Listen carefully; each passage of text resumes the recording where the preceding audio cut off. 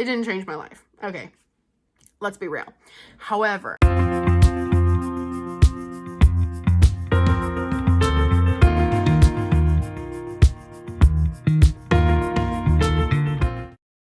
hi, I'm Sarah. Welcome back to my channel where I talk about my journey to sustainable health and meaningful success.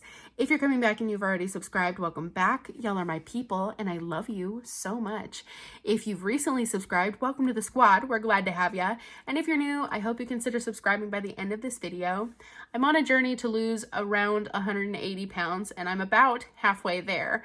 And along the way, I decided to get my certification in health coaching. I have coached a few clients in the past, but right now I'm just taking time to work on my mental health and make sure that I am continuing to progress on my physical weight loss journey.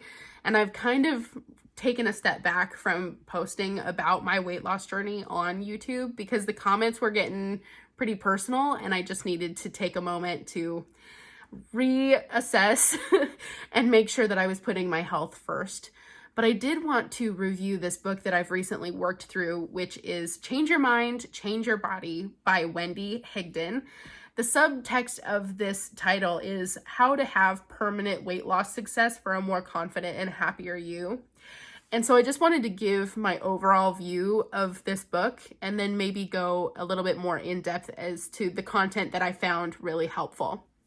So in general, I would say that this book is definitely something that if you need to work on your relationship with yourself and you know that you have some mental, reservations or some emotional blockages that you need to work through, this book I think really could help you with that.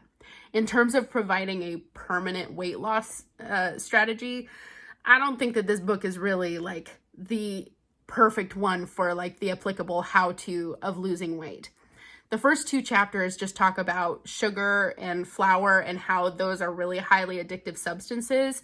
And basically the basis of Wendy Higdon's research pretty much just came from Susan Pierce Thompson's Bright Line Eating, which I think that if you really resonate with the idea that sugar and flour are highly addictive substances in your life and once you eat it, it just triggers you to eat more and more, and they're like food without breaks, then I would just suggest that you go straight to the source and read Bright Line Eating and get the full scoop on the research and the reasoning behind drawing bright lines that you don't cross in terms of triggering some sort of addictive response to food. So that's the first two chapters. It kind of just touches on that without really giving you a full like step-by-step thing to address food addiction. So if you feel like food addiction is something that you need to really address, then I would suggest Bright Line Eating rather than this book. Although if you have a long history of like emotional ties to weight loss, this book might still be really helpful. Chapters 3 through 11, I think, were the chapters that really impacted me. And the reason why I think they impacted me was because I printed out the companion journal and did the journaling exercises along with this book. I don't think Wendy Higdon really provides like deeply insightful things. She was not really the source of my breakthroughs with this book, but it was the prompts. It was the topics that she was bringing up and the strategy of journaling out your responses, I think was really masterfully done in order to really make that kind of mental and emotional change that would actually produce a physical benefit and potentially lasting change in your life. The last few chapters, she kind of just basically skims over the benefits of getting more sleep and exercising more and does a little bit of goal setting, but it really was pretty generic, and I wouldn't necessarily suggest this book for somebody who was just like, hey, I want to lose weight. How do I do it? Like, you could pretty much just Google top 10 tips for losing weight and get the same kind of information. So I don't think this book is really a great how to lose weight kind of book, although the tips are really useful and she's not wrong in talking about the benefits of getting more sleep or exercising more. But it did kind of feel like a letdown after these, like the cluster of chapters that did some really deep, internal work to just kind of like throw a few applicable tips at the end was just a little bit like, that was kind of a like anticlimactic way to resolve this book. So I would say that if you are wanting to really do some deep work with yourself and develop your relationship with yourself, with your body, with food, with diet culture, then this book really does get into some deep stuff. But if you're just looking for more of a quick fix, or even just like a how-to, or talking about food addiction, then maybe you would want to do a different resource or turn to a different resource for that. So then going into the reasons why I really liked this book, again, it was just like these journal entries were just, I think, really a great way to work through. It was like some sort of self-therapy where you're asking yourself the questions and you're writing it down, and you're really making yourself think through things that you normally would just breeze over. So like chapter 3, consequences of our love of food. And it says, ask yourself, think about how your weight affects you physically, psychologically, and socially. And there's a whole prompt that then I wrote down all of the reasons why my love of food or my food addiction has affected me physically, psychologically, and socially. These are things that I am aware of, but it's not at the forefront of my brain. So by writing it down, it really helped me process how food addiction has actually impacted me in my life. And then using the list of benefits to lose weight as a starting point, make your own list of why you want to lose weight. And these kind of prompts are very repetitive throughout the book, but I think that that is actually ingenious in approaching the same question from multiple angles. It really helped me flesh out why I wanted to lose weight and what was like the why beneath the why, and what was my big motivating factor for this. To be honest, this book, if you were looking into like getting a health coach because you just don't know what you don't know, but health coaching is really expensive. If you just, don't think that that's an affordable option, but you still want to go through that kind of reflection, this book replaces the need for a health coach, unless you need like an in-person situation. But if you can just do these journal prompts on your own, I think that you would basically be able to health coach yourself through a lot of the breakthroughs that I have coached clients through with one-on-one coaching. So then beyond that, chapter 4, no more excuses. What are the rationalizations I use to make it okay to engage in behaviors I know won't be good for me? And so writing out the different rationalizations. And in the book, I went through it on Audible. That's why I don't have the physical copy of the book. She goes through, more in-depth examples of what rationalizations are. But then as I'm thinking about what are the actual ways that I talk myself out of doing things that I intend to do that are good for me, it brings those things to the forefront of my mind, because normally when I'm rationalizing not doing something or doing something that I know is not going to be health promoting for me, I don't really do it super consciously, and I don't really identify that kind of self-sabotaging behavior. So chapter 4 really helps me list out like all of my excuses and how have I lulled myself into being desensitized, and then list what it is that you want. Again, listing why you want to lose weight. What do you want? And what are my desired benefits? To have more energy, to be healthier, to be more confident. Like all of these reasons, again, why do I really want to lose weight? It sounds repetitive, but when you're writing it out from different angles and approaching the same question from multiple vantage points, you really get it ingrained in you. Chapter 5, what are my pain points? How do they affect my self-concept? This is like deep shit, okay? Like, why am I using food as a symbolic substitute? What is missing in my life? This was like moment of truth for me, writing out the things that I really like have missing in my life, and what is it that I'm trying to fill food, what void in my life am I trying to fill with food? And then writing out possible action steps. Like, okay, if I feel like I'm missing, friendship or whatever, then what action can I take to fill that void that actually fills the void rather than the Band-Aid of food? I think that is brilliant to actually write out and think about. And then beyond that, do I have people in my life that I need to forgive? Like, these are pain points. These are things that we don't really necessarily know that we're trying to fix with food. But then when you get to the bottom of it, like writing out a list of people that I needed to forgive and a list of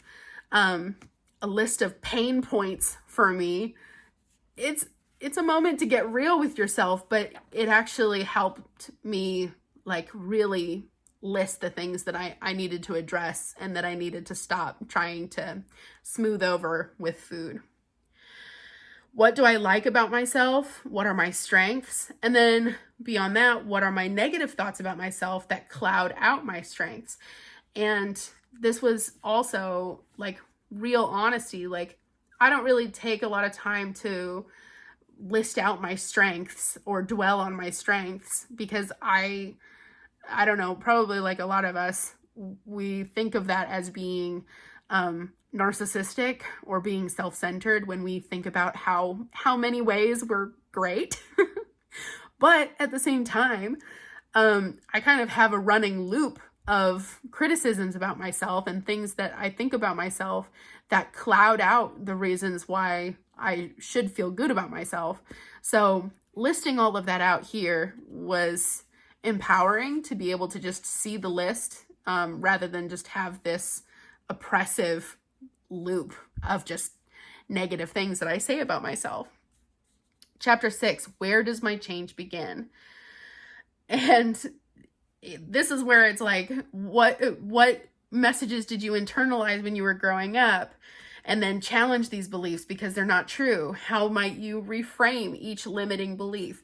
Like, we're going into childhood stuff that we don't normally really think about, or we might think about a particular memory in childhood, but not take it one step further and say, well, what messages did you internalize from that experience? And how have you kind of built your own self-concept? And how have you adapted to believing that because of that particular experience?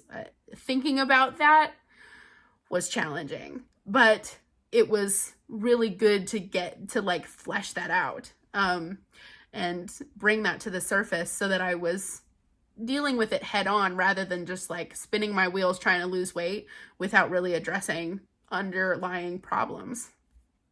And then, what are my negative thoughts which flow from my limiting beliefs? Again, it sounds repetitive because I thought we already had listed my negative thoughts, but by addressing it from a different perspective, I was able to write out in further detail. Like, girl, I had this whole page filled out. Like, let me tell you about my limiting beliefs. So just when you think that you have written everything out, she'll ask a different question that fleshes it out even more and gets to the real nitty-gritty of like what it is that you really believe about yourself. And then make a list of your strengths and positive qualities. What are my talents? Again, thought we already talked about it, but I guess we need to go over it again and in more detail. What do I desire for my life? List your affirmations here. These goals need to have emotional impact. Change comes from our emotions, not our intellect. So writing out the affirmations and my goals for each aspect of my life, I don't know, some people don't really take time to write out their goals. And while I have a habit of writing out my goals, going through this chapter and actually being able to see in each aspect of my life the things that I really deeply desire, beyond the little measurable goals, like what is it that I really want to feel in those areas of my life, was helpful in able to like put some emotion behind the action that I'm taking in order to transform that area of my life. Because like she says, our change and our true transformation comes from emotion rather than intellect. Like, we can know something, but until we believe it in our hearts, we're not really going to make that change. Chapter 7, cognitive distortions or stinking thinking. And this is where, like, again, I think she's a counselor or something. Yeah, she's like a master of something. I really don't know what her qualifications are, but I know she has a master's degree and she's a counselor. But then when she's going into cognitive distortions, this is where we're like getting into some technical, therapeutic kind of terms. Which, by the way, like I said, I am a certified health coach, but I'm not like a certified therapist or like mental health professional or doctor or nutritionist, just to let you know. So which cognitive distortions do you use? Give a voice to your negative self-talk, challenge, and reframe it. So here, like I'm writing out the terrible things that I say to myself, but then challenging those thoughts and then finding ways to reframe those thoughts and finding ways to really like speak differently about myself, because I guess I just didn't really realize how often I lied to myself until I went through this book and I was like, dang girl, you've been speaking words of death over yourself for forever. You need to reframe those thoughts and really face it head on.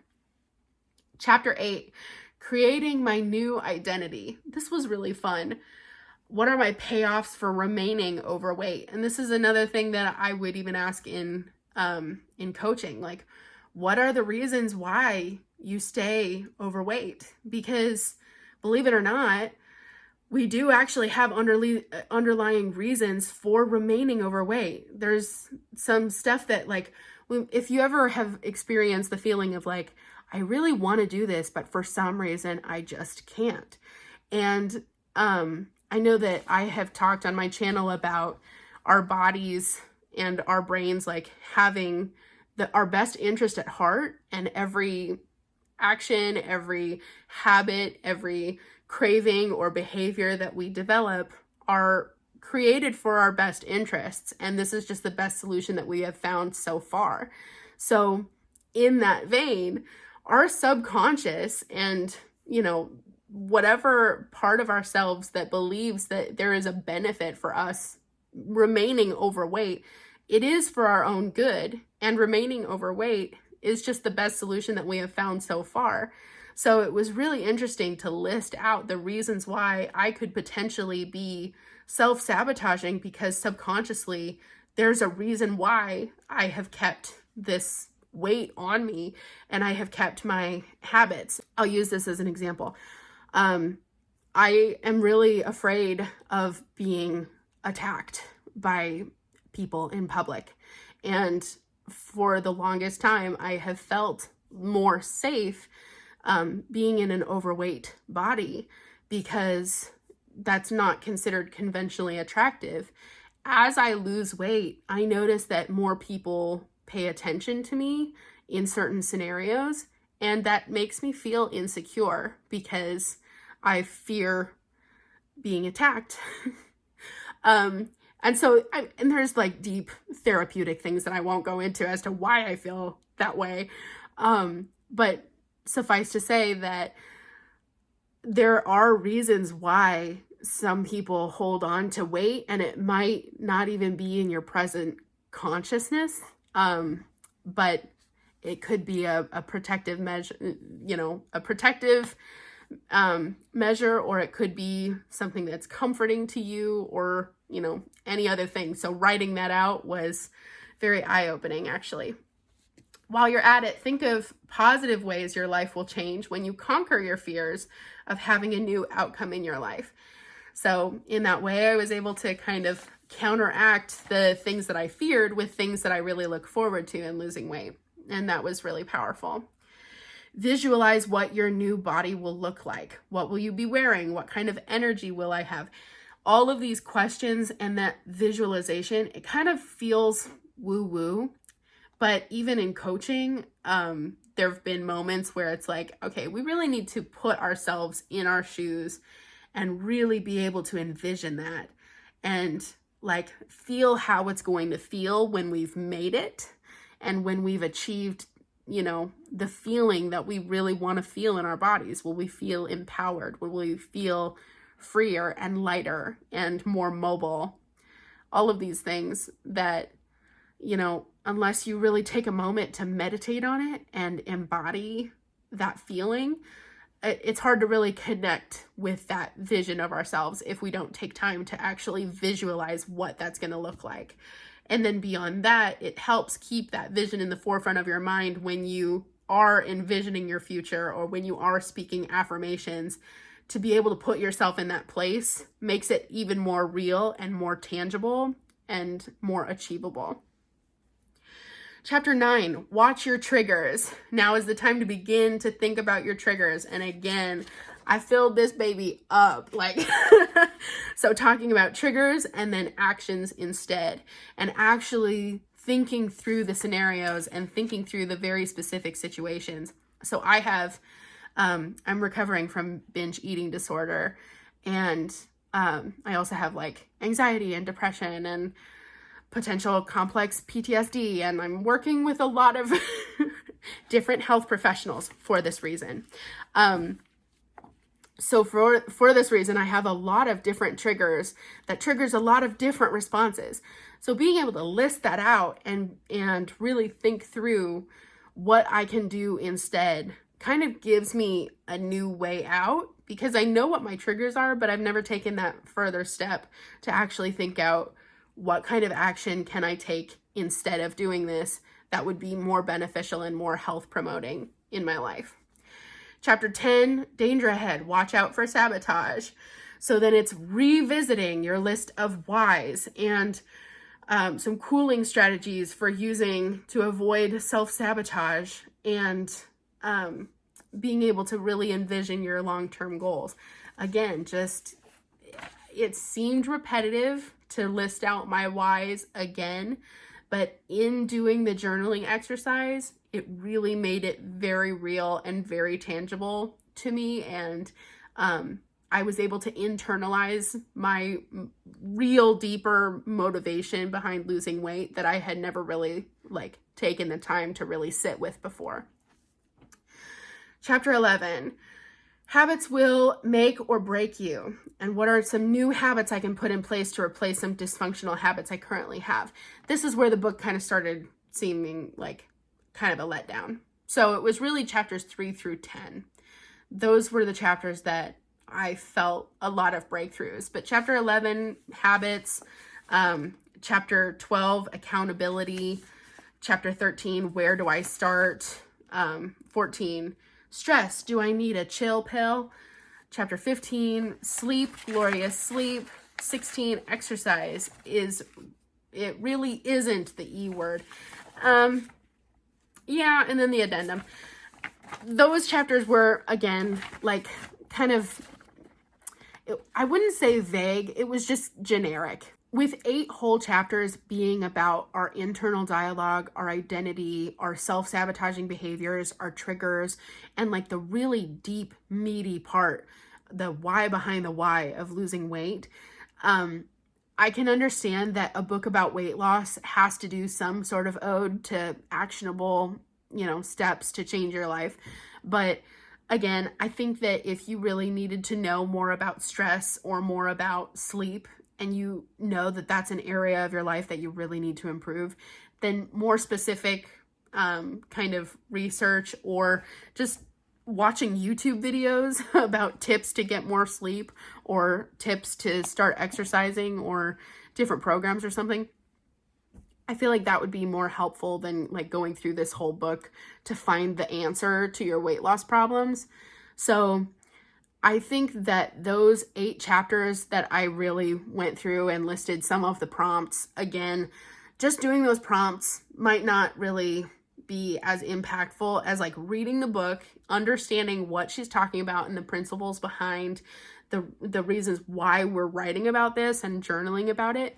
But once you start working yourself through these journal prompts and really wrestling with the concepts that Wendy Higdon talks about in this book, if you have emotional connection to your body and to your weight that seems to be holding you back, these kind of journal prompts might really help you break through those thoughts.